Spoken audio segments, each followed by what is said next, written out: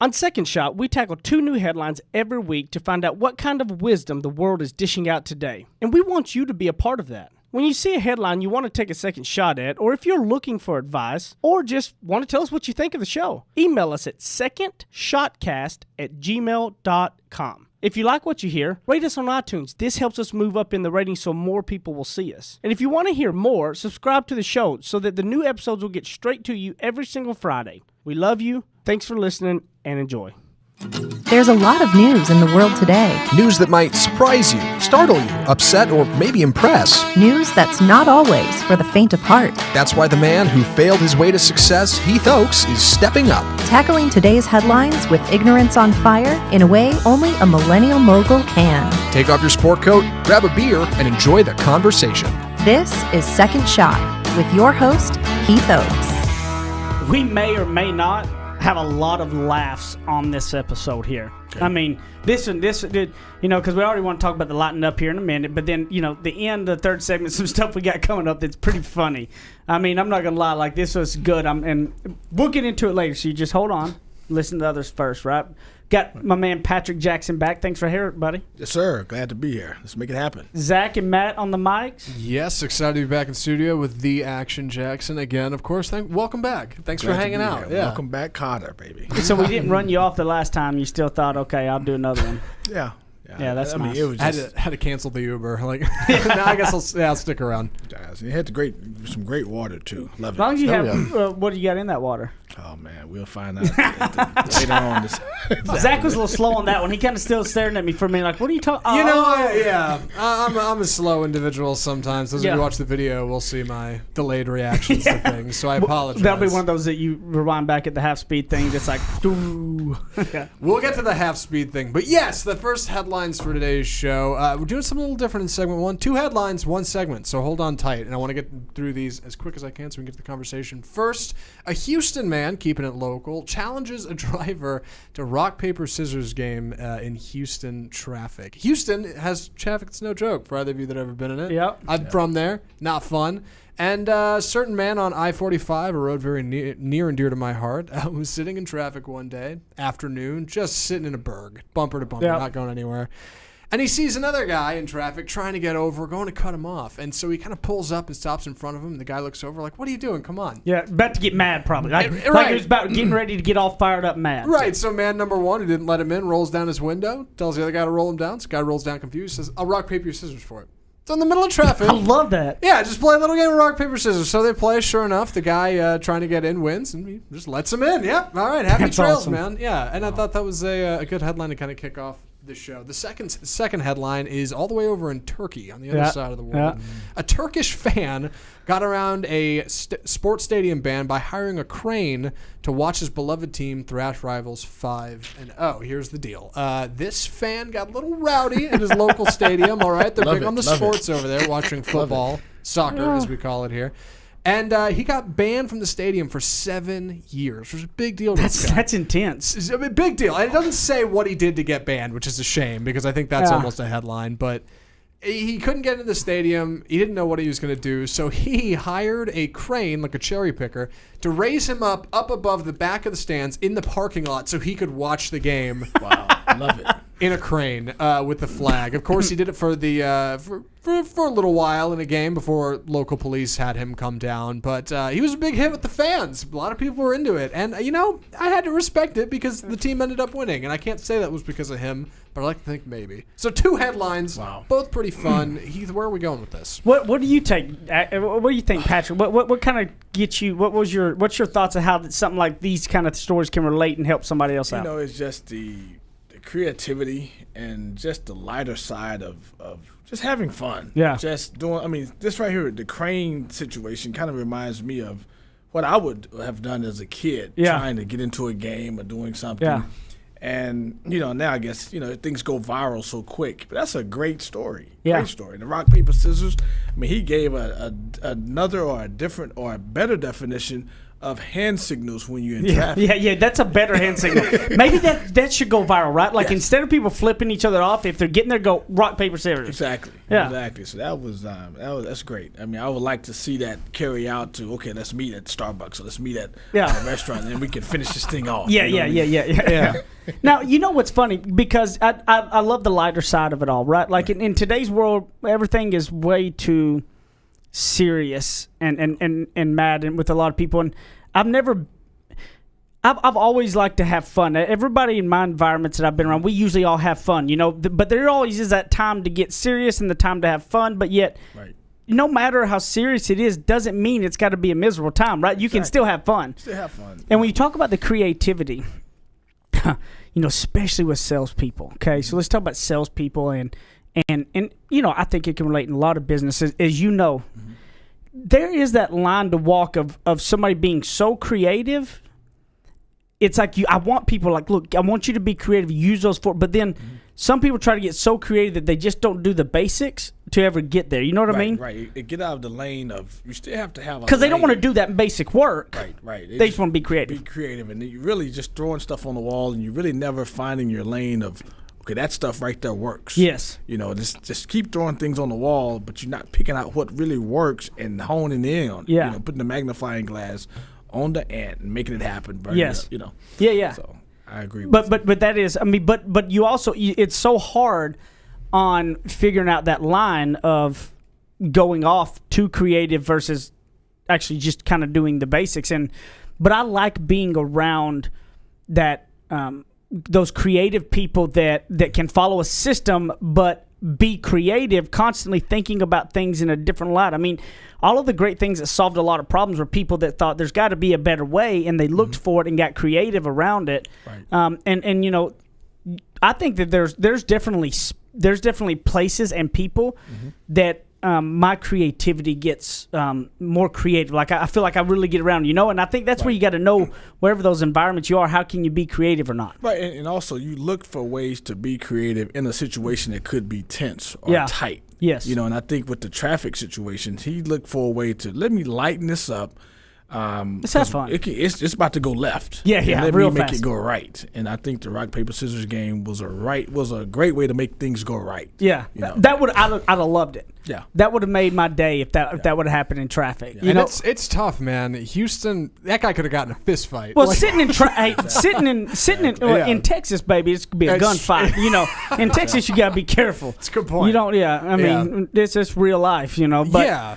I think of more so because traffic is one of the worst situations to be in. Sure. Yeah. Like if there's anything that want to make you the worst, there is then you just do it. I got to do get a mobile office and a driver so you can sit back there and not got to worry about it, right? That's working. Nice. Have you seen my mobile office? No, I haven't. Oh, I got to show you my mobile I office. need to see it. I need to see it it. is a sight. You'd like it. I love it. Yeah, it's pretty sharp. It. You know, I love being in that mode of creativity. I love being with those group of people who are getting those think tanks and we throw things out. Exactly. And I think that in today's world that people are so worried about making sure everybody knows that what they think and feel is right, that they're not being creative because they want to sit there and figure out how I can go back and tell you how you're wrong. Right. When the only way to be creative is the best way of sitting around and getting you want to be around people that are going to tell you and pick apart everything you throw out, to where you want to look for that because that's how you really find the good stuff. Find the good stuff, and also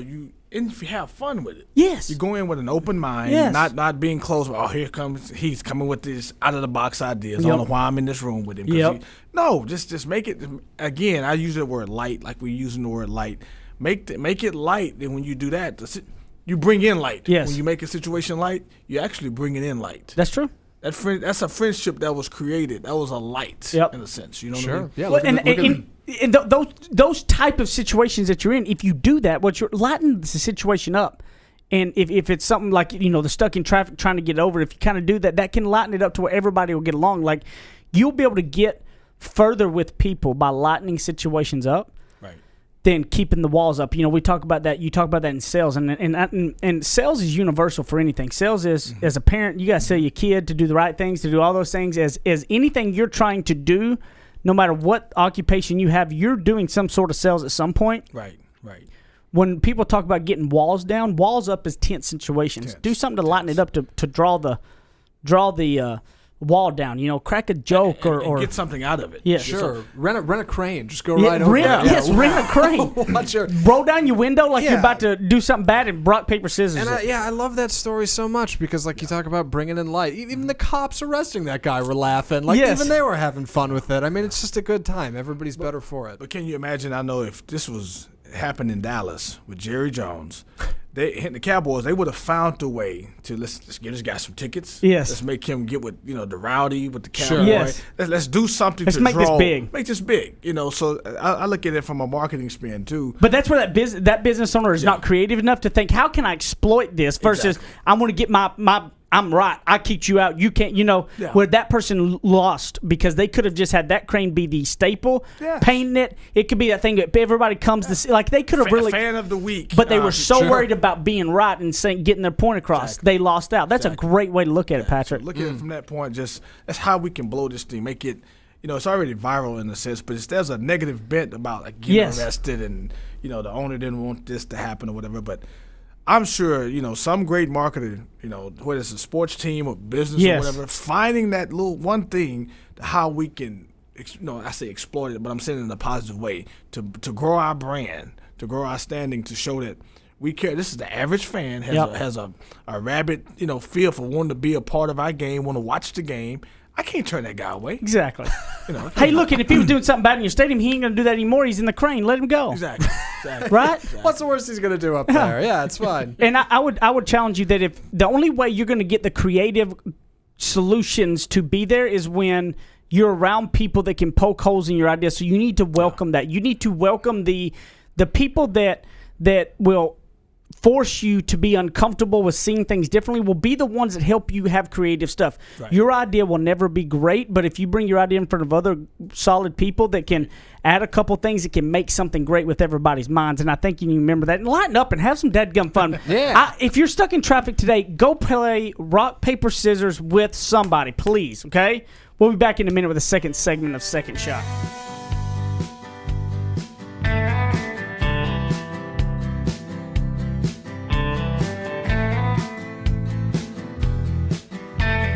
He's a suit and tie kind of guy with deep Southern roots. Heath Oaks hosts more of Second Shot coming up on RNCN. To all my friends in the great state of Texas, if you have not taken advantage, I have a way to save you a ton of money.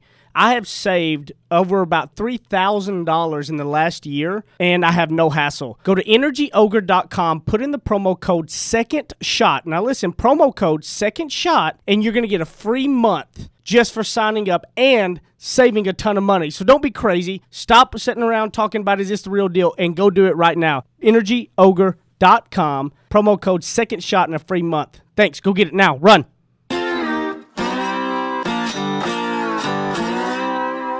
Ready?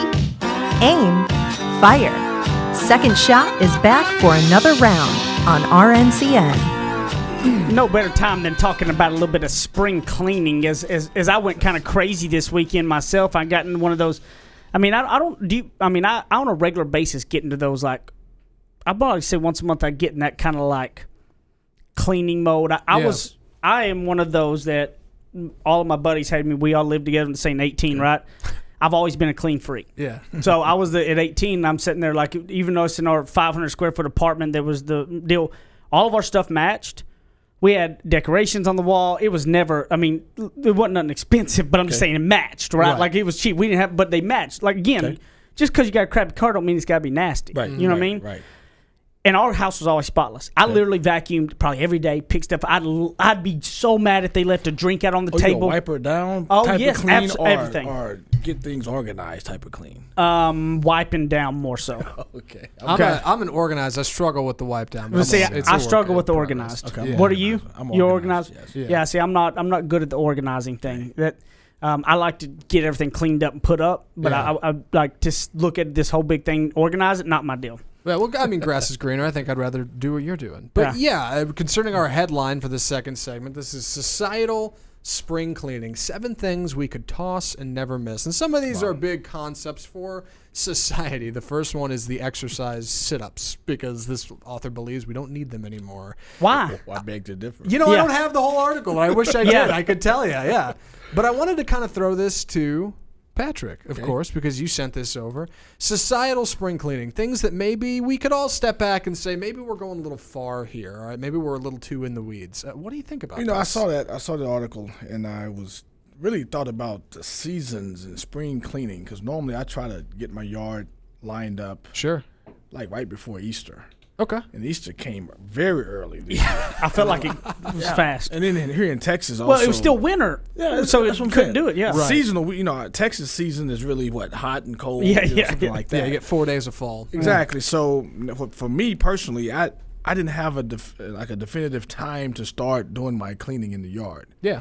And then so I saw this thing, societal spring cleaning. Then I started thinking about people in business and society as far as you start your year off with your New Year's resolutions, you put your goals. But then a lot of times, if you don't have a definite period, those first 3 months of what you're saying you're going to do for New Year's and for the new year, it can just bleed right over to the first quarter, to the second quarter, and the third quarter. And you look up, and it's August, and you're like, man, I didn't even get a chance to really look at where I was at. Oh, yeah. Okay. So that's what kind of triggered me thinking about the spring. We need to, let's find right now, stop what you're doing, take inventory, and start, let's cleaning up. Let's start purging some things, start adjusting some things. And don't you always feel better, too, when you get rid of some stuff? Every time. Every time. Yes. Isn't it one of those things that, it felt so good when you do it, you forgot to do it for another year? Yeah. Yep. It's like, why? Yeah. Why do we do that? And even what you just said, even when you do it, it's such an appreciation because, today, if I went to your closet and I see things I don't have any appreciation for or whatever, I see, you say, Jackson, I just need to get rid of some things. Yep. I start tossing something. You're like, wait a minute, hold on, I need this, I need that. Yes. But when you do it yourself, and you emotionally get rid of that, that's at one time you really cared for, you appreciate it, you get rid of it. And you say, I'm glad, I really didn't need this. Yes. I didn't need this. And that's a big check. What's funny is until last year when we had Brighton, did I start mowing my own yard. I hadn't mowed since forever because, as you know, East Texas too, growing up, that was miserable. 'Cause every Saturday you couldn't do anything. We did something in the yard, always had to mow. And we're talking about out in the woods of an acre or so, and Dad's got 3 push mowers. You know what I mean? I'm not talking about like some of the yards and stuff that mine is now. So I had such a resentment toward general. Walk to the store, get the for gas. the last 10, 11 years, I've always paid people to do all my stuff. Right. Not to mention, young Heath Oaks was an entrepreneur. You were mowing other people's yards. Yeah. When I was a kid, absolutely. You were mowing yards all the time. I didn't mind that though because I got paid. Well, as a kid, I didn't think, which I don't, didn't. Really, I had a roof over my head and everything else. So I was actually, but it wasn't. Right. But a year ago when we had Brighton, it was like I wanted to start mowing my own yard. And then I realized I was getting old because I started enjoying it. I enjoyed the time of being out there and kind of that. And you get done and you reflect. This weekend, I went on the spring cleaning purge. I cleaned out my closet. I got all these clothes and shoes and everything, donated them out, and got my closet minimized down and cleaned up. And then I went in the backyard, got everything mowed. I trimmed the hedges, and I did. And couldn't I afford to pay somebody to do all this stuff? Yes. But you may tell you something. That night when I put Brighton down, I sat on that back porch and I had me a little Tito's and a little Crystal Light and my dog with me and a little radio going. I sat on my back porch and it looked just, it looked just perfect. Right. Like a line of grass out of place. Right. It's like, man. On the 7th day, he rested. Yes. And it felt good. Indeed. It felt good. Right. Yeah. Just to do that. So, when we clean stuff out of our lives, and get stuff in line, it feels good, but yet we don't do it enough. Exactly. I wonder why that is. Maybe something to that with the spring cleaning. That name has been, ringing in our ears for a long time. Yeah. Spring cleaning. And you think, well, what, is it going to have a summer cleaning? But I guess summer's time to grow. Yeah, I like that. I like that. Start and clean it all up, get it out. Get it all out and purge it and get it clear so you can have some new growth. I try to be like a clean freak, and I struggle because my girlfriend, who I'm crazy about, is not so much that way. And so spring cleaning for me is like opportunity. I'm like, all right, Now's the time. Yeah, spring cleaning, it's a thing. We're cleaning everything out. It's going to be fantastic. Right. But man, I can so get behind. I used to be overboard. I was the struggle. I was an overboard. I was the most. I look back now on all my buddies, Mikey and Brandon and all them that we all lived together and stuff. And Ty and Nick. I go, how did y'all put up with me? I was literally OCD. Yes. Wow. If the shoes were by the, I sound like my mom growing up. I mean, at 18 years old. I mean, but I will say this: the girls that came over when we were 18, 19. Oh yeah. They were so impressed because they weren't no guy's place they went to that was like ours. Right. That was clean. Well, that's the thing. I'm sure the guys were thankful for it. Yeah. It's a hassle, but at the same time. Yeah, but they had to listen to me gripe about it all the time, and I griped a lot about it probably. And then when my wife was married to me, all of my buddy stuff, you better watch out. Hey, leave a bowl in the sink. Let's see what Heath does. This will be funny. I'm not that bad anymore. No. Having an 11-month-old solves that issue. It'll break it real fast because you mentioned before in the show you're the VP of doing the dishes. Yes. Yeah. I don't bother that. That stuff doesn't bother me. Like there's something about getting stuff cleaned up and then looking at what you've accomplished and it feeling good, you know? And I think when we look at the stuff, we've got a lot of stuff you can probably purge in your life that you really don't need you're I mean, I'm going to tell you what I've had to do, and I've done it at times. I've never been a big video game person. Yeah. Okay? I've never been massive at it. I like, as a kid, and I bought myself a PlayStation, or I got one for Chris, something like that, I think, one of those old ones. And I would play some Madden or something, but I never it was. What about Donkey Kong, Pac-Man? Oh yeah. Okay. Oh yeah, I did all that. Yeah. Because the regular Excitebike. Exactly. You know, but the thing was I was only going to play video games if it was like late at night or something. Like because at daybreak I was out in the yard. I was gone. Right. Yeah. So I never really was that hardcore. I was never the guy who sat all day playing video games. Right. And then in my adult life, I never really was either. But then I went through these like two little stages of my buddy Ty played Madden, played Call of Duty all the time. And then next thing you know, I started getting back. And when I started playing, I started liking it. Next thing you know, I was playing it all the time. Yeah. Right. And I realized one day, I go, man, it's 11 o'clock now. I got to go do the other stuff I got to do for work before I go to bed because I done got caught up on this, right? Game, right. And I realized that, and what I did, I pulled the PlayStation out and I gave it away the next day. Just that quick. I had to because I realized distraction. It was such a distraction for me that I was not going to be able to control myself from saying no if I knew it was sitting there. So I just gave the thing away. Yeah. Smart. I'm like that too. I can just really cut something off when I start realizing that I'm paying too much attention to it. It's getting kind of involved into more to what I really want it to be. Yes. So I just cut it off. Well, don't you think too? That's the thing is because when your emotional glands are going and you're picking things up, whenever you're calmed down, that's when you got to make the rational decisions to remove those things before. Because I got in that habit, right? It was my wife went to bed at 6:37. Boom! I would go in there, turn that PlayStation on, and play Call of Duty. Next thing you know, because I have a lot of own a lot of real estate and all those things, and that time is when I used to do that because that work's got to get done too, right? On top of my real job. Sure. So next thing you know, all this stuff is slipping. Right. But when that habit kicked in of her going to bed, I couldn't stop myself from breaking that habit. Yeah. At that point, so what I did was. It was the next day, and I knew I needed to do it, so I did it the next morning. When I wasn't emotional tied to it, I got rid of it. So then that night, there was no choice. The habit was gone. It was out of the house. I could not go bring it out. Right. Well, that's the thing too. Talking about cleaning is the clutter. Because a lot of time when it's like you mentioned, the closet, and I'm big on this. I have a saying. I say I want another suit, or I want some jeans, or a shirt. But it's so crowded in my closet. I'm like, okay, now. And I always kind of put a biblical spin on it. That's okay. How can God bless you? You're hoarding so much stuff. Yes.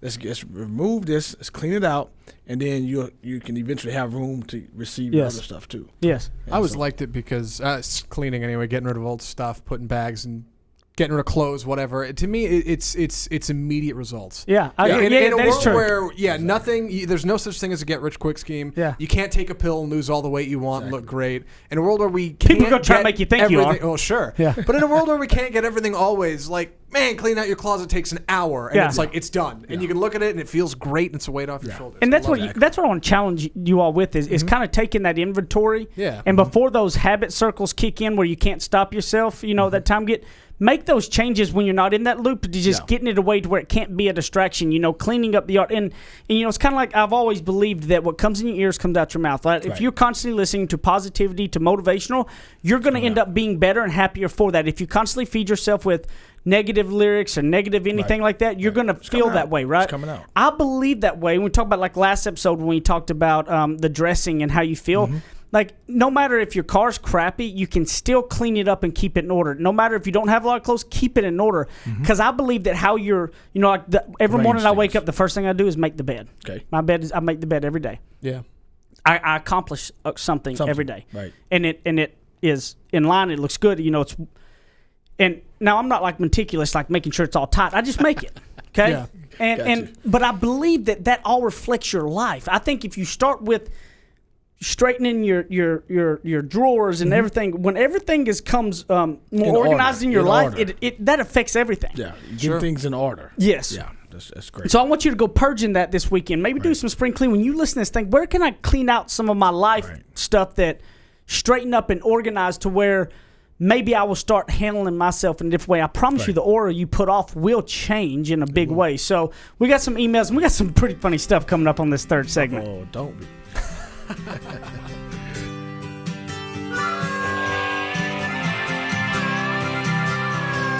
Now that's what I call ignorance on fire. More of Second Shot with Heath Oaks still to come.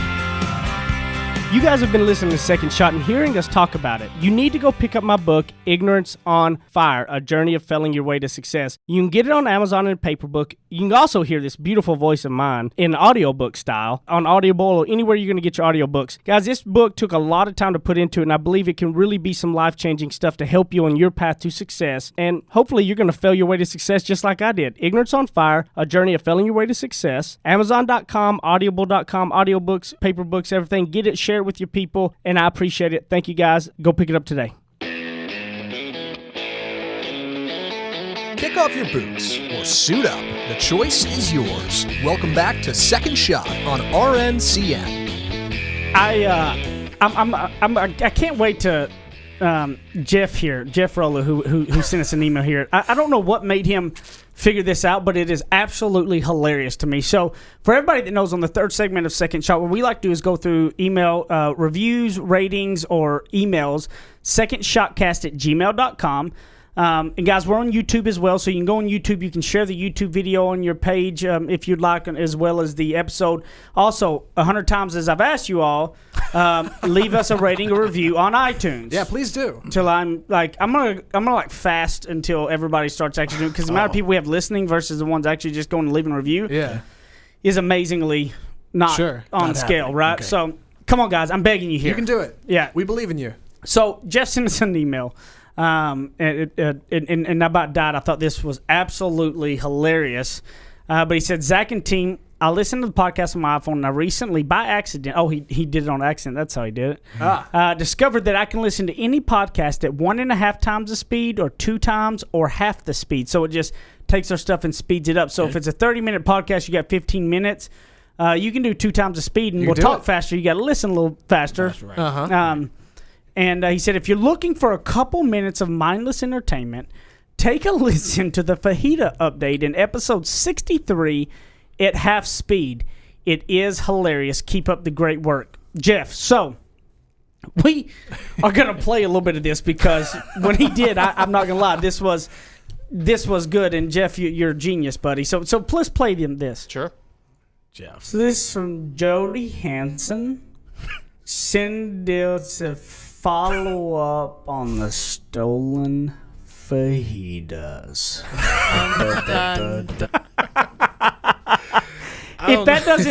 If we weren't in this studio where there was cameras proving me talking there, you would think that I was out back using some substances to make that. I was just about to say the studio has just legalized marijuana. Yeah, because that was fajita. Fajita. Puffing on a left-handed cigarette.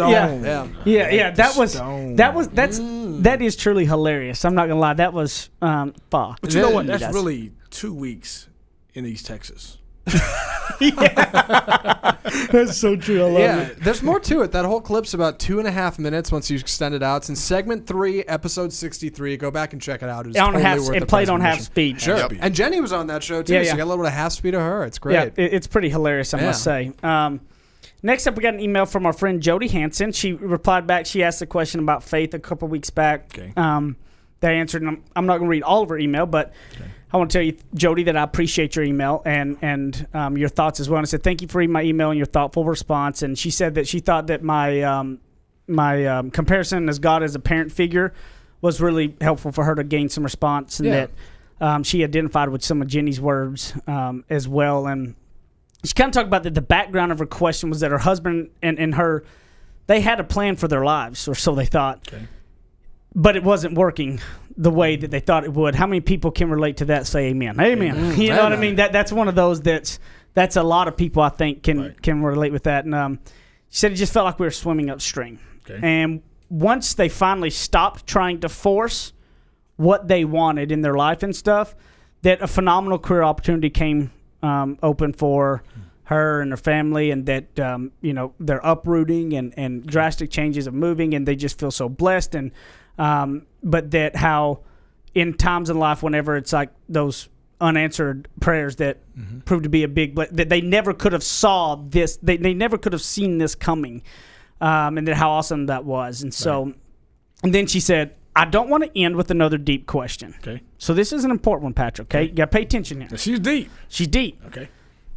Which is better, crunchy peanut butter or smooth peanut butter? I'm looking forward to devoting the rest of this segment to answer. So what Matt, crunchy or smooth?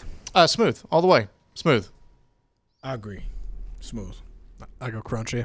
Oh, boy. Somebody's got to. You know what I am?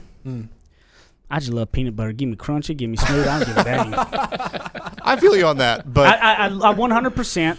If you put out a jar of crunchy and smooth, I'm probably going to slap a little both on there. A little both. Well, there's nothing wrong with that. Well, kind of to stay in line with her email and what she was saying, and on the deeper side, and adding the peanut butter to it. I started off. How you gonna? I'm curious to how this is going to go to where you're gonna take the deep and add peanut butter to it. Okay, here it comes. I started off, my parents feeding me, peanut butter and jelly sandwich. Sure. Yep. And then I, loved it. And then I fell off the track, and peanut butter sandwich, but my sandwich with the peanut butter side fell on the floor. But being from East Texas, we have the 5-second rule. Where you can pick it back up, count to 5 seconds, kiss it up, and boom. So. And as I was eating the sandwich, something was, I guess, from the floor made it crunchy, and I didn't like it. So I went back to the something else smooth. Besides what's in the real crunchy. Exactly. Yeah. So in my mind, I'm gonna make it to stay in line with her. It took me from going from smooth to that semi-crunchy type of peanut butter sandwich. Didn't like it. Now I get back on the track and started going back to smooth peanut butter. I like both. I'm literally but I can tell you what, if I dropped mine on the floor and had some real different kind of crunchy stuff coming into it, I get how that would probably be a problem. Yeah, I think we need to have some kind of middle ground here, because we don't. And I think the best example to draw on here is grocery store orange juice. You got no pulp, you got all pulp, and then you got medium right in the middle. Wow. That's what we need for peanut butter. You know how do you make a medium crunchy peanut butter? I don't know how do you know what I am on orange juice? What's that? You know what I became? My wife makes fun of me about this, because I'm really one of those that I'm not really. There's a couple things I'm OCD and picky about. Traveling in comfort, I'm very picky about. Like, I pay the money for the first class seats and stuff. I hate going through. That's a thing for me. Now, there's a lot of stuff that I literally could care less about. Right. That blows my wife's mind. You pay the money for that. Definitely. I love just true, legit, fresh squeezed orange juice. I'm not the Minute Maid, none of that crap. I'm talking about you go to the Whole Foods or you go to the Kroger and you get the stuff in the jug they had that they literally took oranges, put it on there, and squeezed it Right out down. of the orange. I cannot even drink regular orange juice anymore because I will go to Whole Foods and spend $30 on orange juice. Yeah, you will. Because I will absolutely. Yeah, you'll spend a lot of money on and that I will orange juice. continue to do so because there's nothing better than that orange juice. Original House of Pancakes. Yeah. Had the same orange juice too. Yeah. Oh, I love it. Yeah. The fresh squeezed stuff. What's funny is on orange juice, I'm the same way. I can do pulp or no pulp. I could care less. Yeah. Right.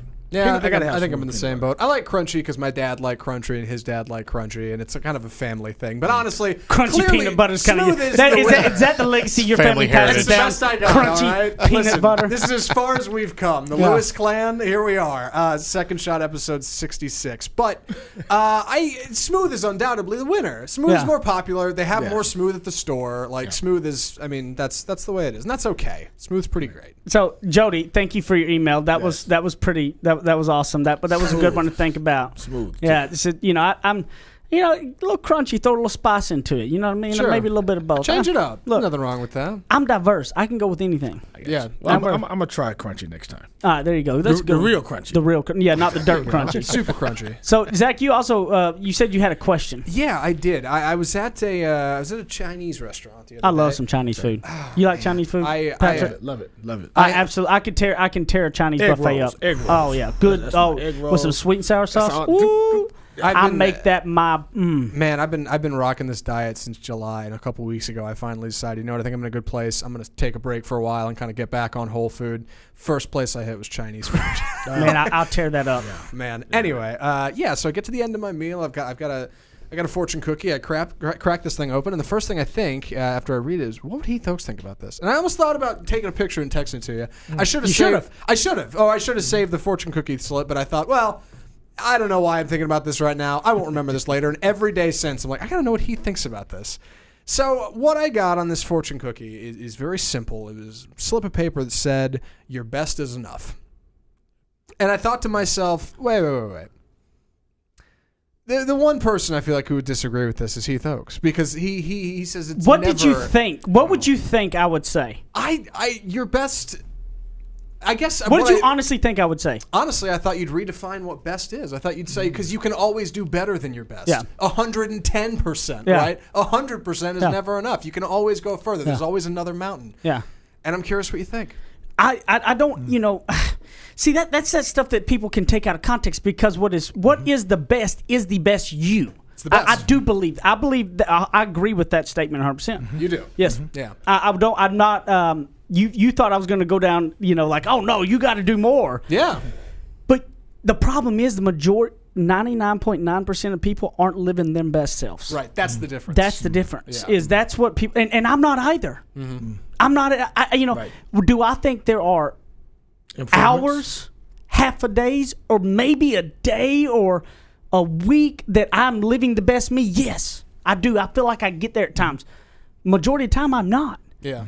But I keep striving for it, even though I'm not getting it. I keep pushing, and I know that the times that I'm not, and I stop myself and go, Heath, slap yourself, get out of here. You got to stop.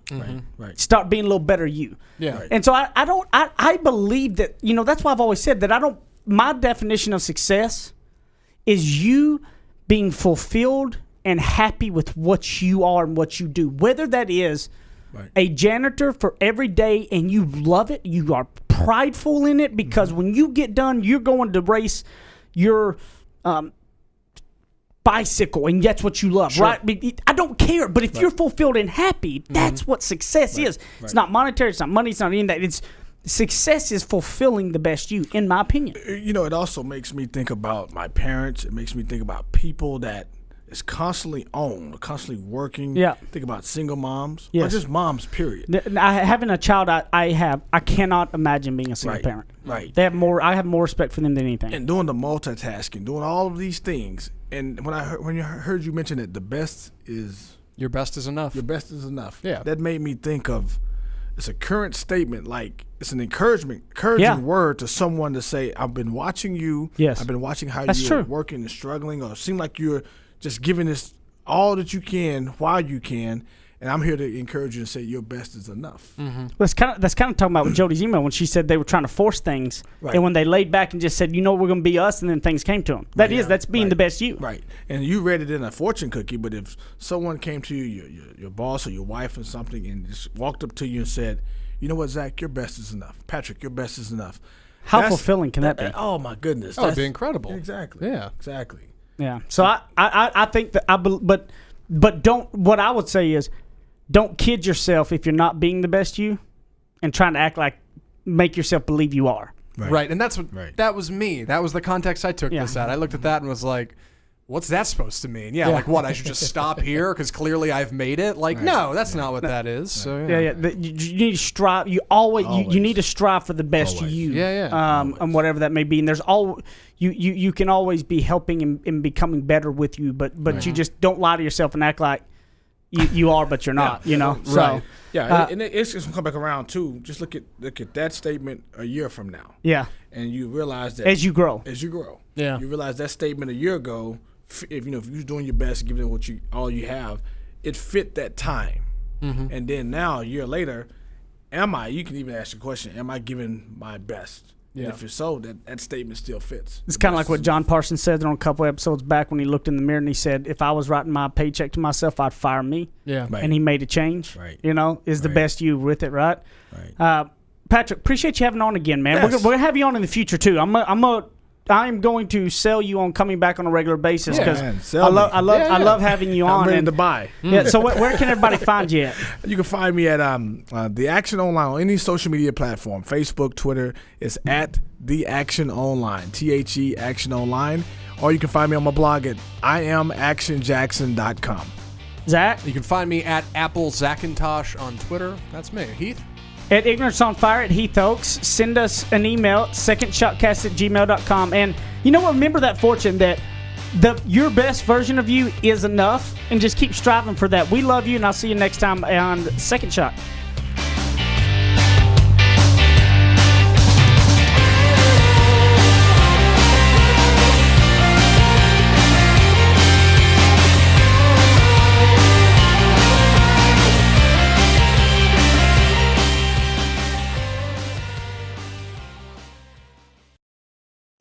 You're listening to RNCN, the digital destination for premium talk radio.